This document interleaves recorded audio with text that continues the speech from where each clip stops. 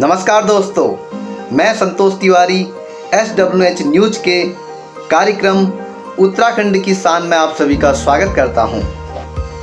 आज उत्तराखंड की शान में हम बात करने वाले हैं गोविंद बल्लभ पंत जी की।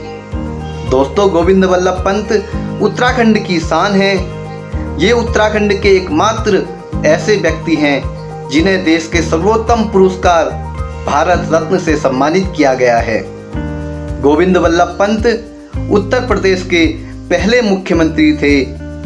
यह भारत के होम मिनिस्टर भी रह चुके हैं। इनके नाम के डाक टिकट भी हैं, इनके नाम के विश्वविद्यालय भी हैं, इनके नाम के संग्रहालय भी हैं। बहुत कुछ है इनके नाम का।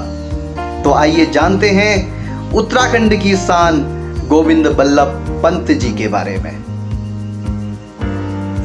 गोविंद बल्लभ पंत का जन्म 10 सितंबर 1887 को उत्तराखंड के अल्मोड़ा जिले के खूट गांव में हुआ था।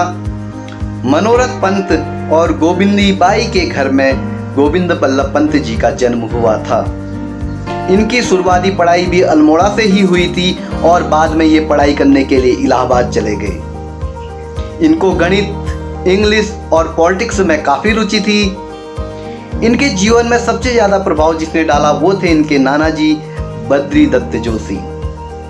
1905 में जब पार्टीशन ऑफ बंगाल हुआ था तब ये पहली बार गोपाल कृष्ण गोखले जी को सुनते हैं और उनको सुनकर मंत्र मुग्ध हो जाते हैं और उनके पद चिन्हों पर चलने लग जाते हैं। उसके बाद ये 1910 में वापस अल्मोड़ा आकर लॉ की पढ़ाई करते हैं जिसमें ये गोल्ड मेडलिस्ट होते हैं।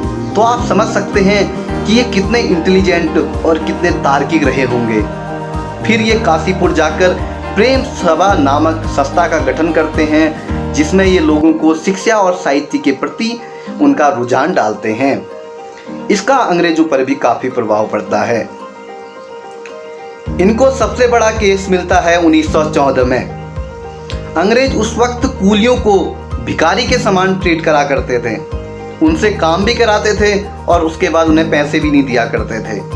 तो पंत जी उस वक्त कूली बेगर्स का केस लड़ते हैं। उसके बाद कुमाऊं के दुखों को दूर करने के लिए पंडित गोविंद बल्लभ पंत, हरगोविंद पंत और बद्री दत्त पांडे ने 1916 में कुमाऊं परिषद का गठन किया। फिर उसके बाद 1925 में काकोरी कांड में फंसे क्रांतिकारियों को बचाने के लिए पंडित गोविंद बल्लभ पंत जी उनका भी केस लड़ते हैं और उनको बचाने के लिए जी जान से जुट जाते हैं।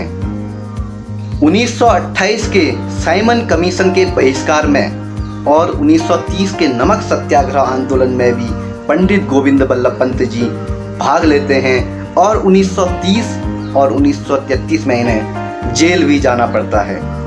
तो दोस्तों, अब वक्त आ रहा है कि उत्तराखंड के अल्मोड़े का ये लाल पूरे देश भर में उभरने को तैयार है, क्योंकि 1935 में अंग्रेज लेकर आते हैं गवर्नमेंट ऑफ इंडिया एक्ट। इसके बाद 1935 से 1937 तक संयुक्त प्रांत यानी अभी के उत्तर प्रदेश के ये मुख्यमंत्री बनते हैं। 1946 से 1954 तक ये उत्तर प्रदेश के मुख्यमंत्री बने रहे और 1955 से 1961 तक यह होम मिनिस्टर भी रहे। पंडित गोविंद बल्लभ पंत जी का भारत के हर किसी कमेटी में कुछ ना कुछ योगदान अवश्य था, क्योंकि इनके नॉलेज की जरूरत हर किसी क्षेत्र में पड़ती थी। हिंदी भाषा को हमारी भाषा बनाने में भी इनका काफ़ी योगदान रहा। इन्होंने जमींदारी सिस्टम को भी ख़त्म किया। इनका योगदान हिंदू कोड बिल पास करने में भी रहा और न जाने इन्होंने कितने काम भारत की जनता को समर्पित किए होंगे। 26 जनवरी 1957 को इनको इनके बेहतरीन कामों के लिए भारत रत्न दिया गया। भारत रत्न पाने वाले ये उत्तराखंड के एकमात्र व्यक्ति हैं। 7 मार्च 1961 को पंडित गोविंद बल्लभ पंत जी ने अपने जीवन की आखिरी सांस ली। पंडित गोविंद बल्लभ पंत जी के सम्मान के लिए सरकार द्वारा 1988 में डाक टिकट जारी किया गया। पंत जी को सम्मान देने के लिए उनके नाम पर कई संग्रहालय, कई सड़कें तथा कई विश्वविद्यालय हैं, जैसे अल्मोड़ा का पंडित गोविंद बल्लभ पंत संग्रहालय, या हम पंतनगर का गोविंद बल्लभ पंत कृषि एवं प्रौद्योगिकी विश्वविद्यालय कह सकते हैं, या उत्तर प्रदेश के सोनभद्र का गोविंद बल्लभ पंत सागर। तो दोस्तों, गोविंद बल्लभ पंत जी उत्तराखंड की शान है। उत्तराखंड वासियों को अपने सपूत पर गर्व है। दोस्तों, उत्तराखंड की शान में हमने इससे पहले वीर चंद्र सिंह गढ़वाली जी के बारे में आपको बताया था। आप उसका लिंक नीचे डिस्क्रिप्शन बॉक्स में देख सकते हैं। आपको कैसा लगा ये वीडियो कमेंट करके अवश्य बताइए। ऐसे ही देश, दुनिया और हमारे प्यारे उत्तराखंड की वीडियो को देखने के लिए हमारे चैनल को सब्सक्राइब अवश्य कर दीजिए। बहुत बहुत धन्यवाद। जय देवभूमि उत्तराखंड।